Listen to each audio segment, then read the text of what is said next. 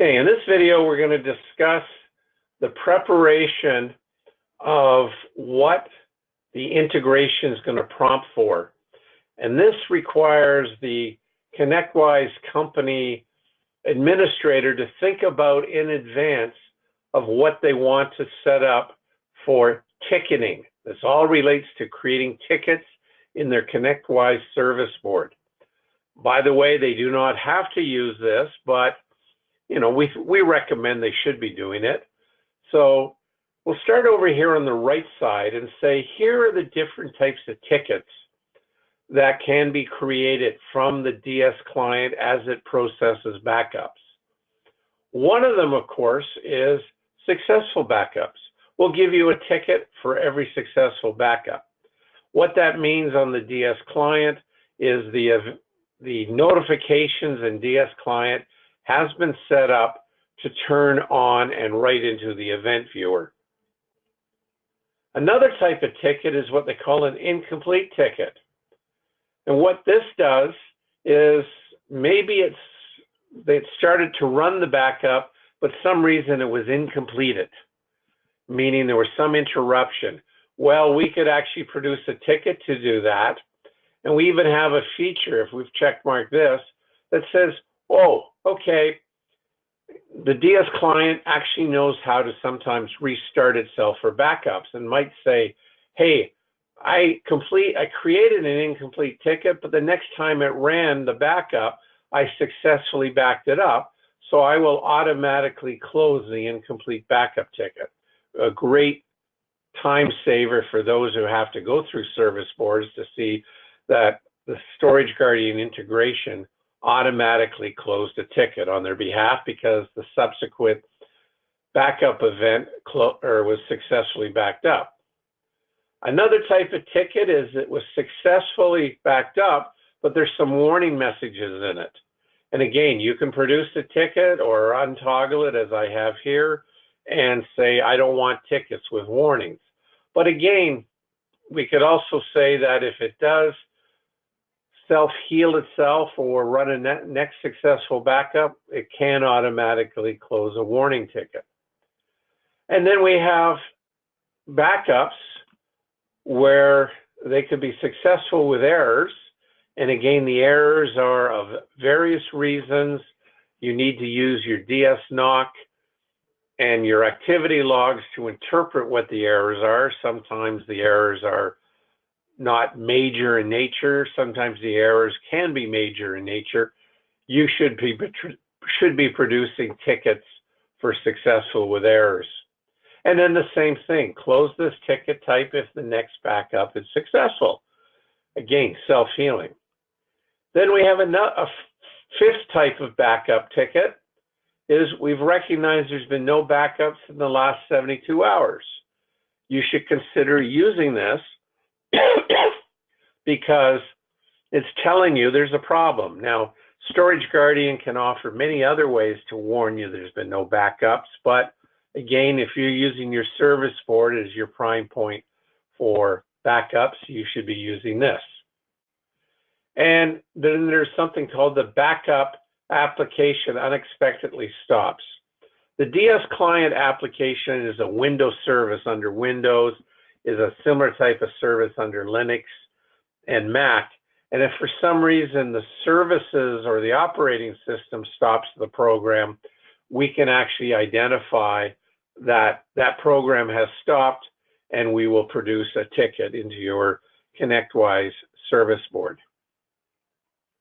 So these are the things to think about what you would like to have. You can definitely start with them all turned on, which is, by the way, the default, and then you can come back and uncheck them after the fact. And this is customizable down to the individual DS client installation. So you might have some DS client installations whereby you only maybe turn on these two, errors and unexpected stops. Maybe that's all you need. But another customer is going to say, I need more detail. And inside your ConnectWise integration, you can customize this right-hand side more specific to a very individual ConnectWise company. now we're going to go over to the left side and talk about, well, where do we write these tickets? To what service board?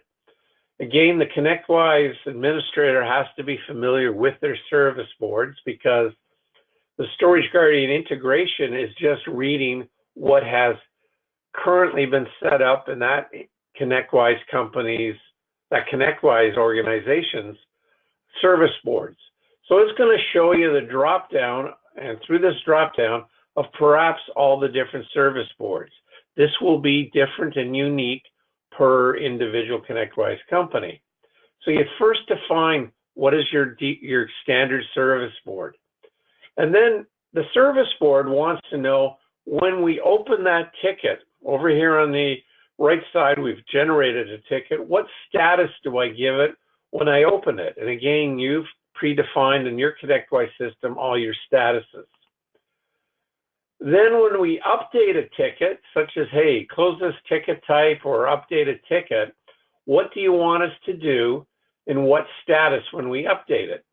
Now, another thing about an update is we'll produce the initial ticket, but let's say the backup runs another 4 hours later and again is successful. We're not producing multiple tickets. We're producing an update to an existing successful ticket, for example. So the system says, first time I produce a ticket, give me a status. Second time I produce a ticket, what do you want me to do with it? Do you want me to give it another name to say, hey, it's just an ongoing update to the same ticket? And again, you can pick these things and introduce what you want. There's another feature. Some organizations use the customer has updated flag when they come to tickets. Again, you have to be familiar with how you've implemented the ConnectWise system, but some people would like an update ticket status update to also update and say the customer has updated the flag. Because maybe when you think of it, the DS client is at your customer site, and the DS client, although there was no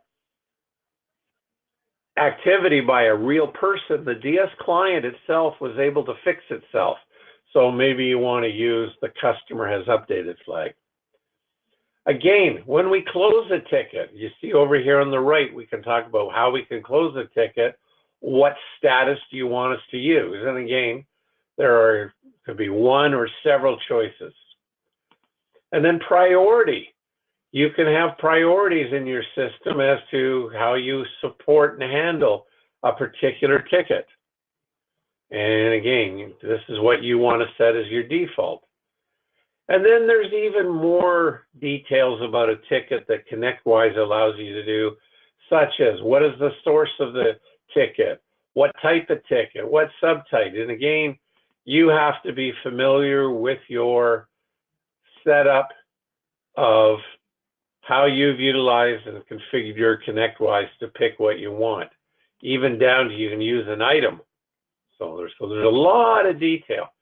But the whole intent of this video is to say, before you get too far into using the integration, stop and think about what is it you want to use the integration for as it relates to tickets. And this video primer was designed to help you think about it before you get started. Now, be aware, you can always come back and change this defaults. By default, when we integrate into ConnectWise, under the service deck menu, desk, I meant to say desk, there's something called default settings. And that is what brought up this particular, where's that screen? This particular screen. So you can change this. The other key point is, as I said earlier, you can customize a particular DS client integration with a particular ConnectWise company with a very different set of what tickets to produce, what very different set of what service board to do.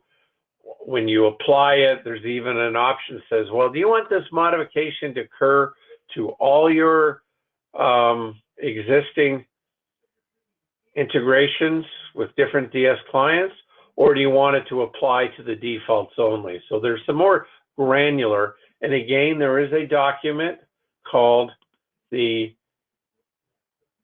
Manage BDR and Dashboard Users Guide that you need to read to understand more on how this is all set up. When it comes to ConnectWise, there are 3 guides for Manage. There is the initial preparation in which these videos have been created. And then there's a monthly invoice with agreements documentation that explains more detail. And finally, the dashboard and BDR ticket integration is also here.